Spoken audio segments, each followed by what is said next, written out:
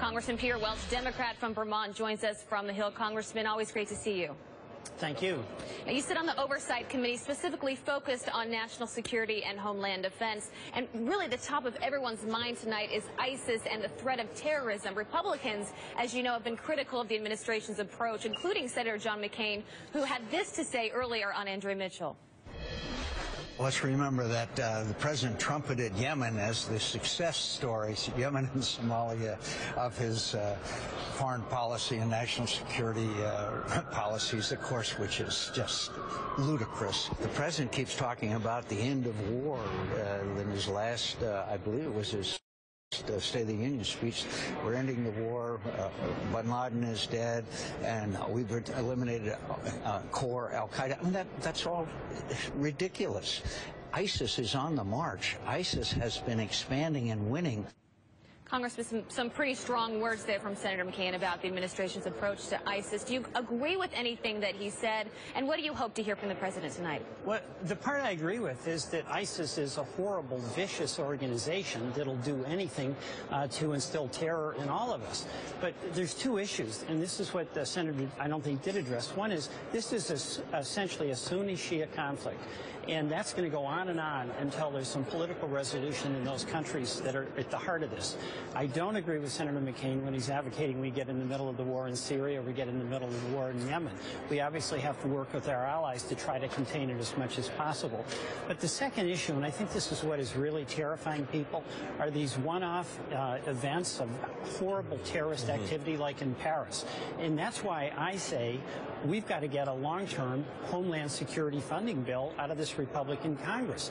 Because what we're afraid of, a lot of Americans are afraid of, is could that happen here if you had some lone terrorist or a couple working together that would be able to go to a soft target and kill a lot of very innocent people. So let's get a Homeland Security bill. And Congressman, you talk about Homeland Security. The State of the Union sets a marker down. The American public is listening, so is the rest of the world. I want to play for you a moment many remember from George W. Bush's 2002 State of the Union. Take a listen. States like these and their terrorist allies constitute an axis of evil, arming to threaten the peace of the world by seeking weapons of mass destruction. These regimes pose a grave and growing danger. That axis, of course, he was talking about Korea, Iran, Iraq. Here we are 13 years later with a Democratic president who has been accusing North Korea of cyber attacks, warning Iran of dire consequences if negotiations break down. And as we're discussing, dealing with these problems stemming from failures in Iraq and Syria, but the president wants a new authorization against ISIS. Do you at all worry that we might hear too combative a foreign policy tonight? Well, I do worry about that a little bit. I mean, I'm of the view that these conflicts that are in Syria, that are in Iraq, that largely have a political origin between the Sunni and Shia conflict that goes back centuries, it's not something that U.S. soldiers or U.S. taxpayers should be expected to solve. We can play our role, but the military is not going to be the ones that solve this. The president has a legitimate concern, and we all do, but what's the four corners of what will be the American involvement? People are concerned about terrorism, but that doesn't mean we should go to war in Syria. It doesn't mean we should go back with boots on the ground in Iraq or Afghanistan. Congressman, one of the things, we started the conversation talking about ISIS, and one of the things that the American people were horrified by were the beheadings of Americans. And given the anguish of those families who've watched their family members killed in the most brutal way possible, should the United States reconsider its policy of not negotiating, not paying ransom for American hostages? You know, we can't pay ransom.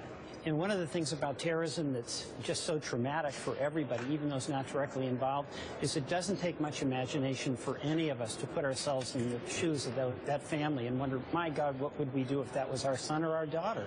But on the other hand, that's not the way we can make a policy. And the ransom, as we've seen now with ISIS demanding $200 million from Japan, that's not even a serious effort at negotiation. That's just about advertising and about trying to recruit more people and to instill more fear. So, no, I don't believe that ransom is an option, or paying ransom is an option.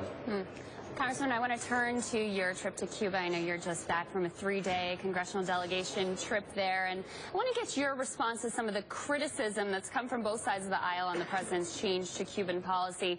Marco Rubio's elevating his disagreements with that policy by bringing the daughter of a Cuban dissident killed under mysterious circumstances to the State of the Union tonight.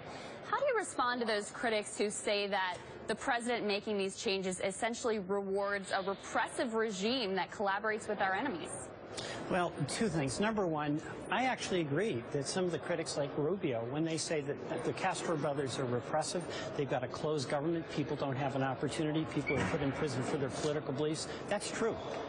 The problem is the embargo policy, non-engagement, didn't work as a policy to try to create a new dynamic that would improve the possibilities of democratic reform in Cuba. So the end of the embargo, and opening up relationships with Cuba is going to take away an excuse that the Castro brothers had.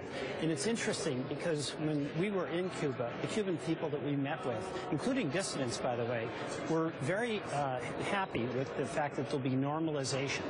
And what they hope is that it's going to help create a new dynamic. By the way, the other thing is that a lot of the Latin American countries that have been given the Castro brothers a pass for their repressive policies because they oppose the U.S. non-engagement policy, they don't have an excuse either. So, in fact, a lot of the critics are right with what they criticize, but embracing the embargo as a way to change it, I think it's been clearly a failed policy. Very interesting stuff. Congressman Peter Welch, thank you as always for your insight. Thank you.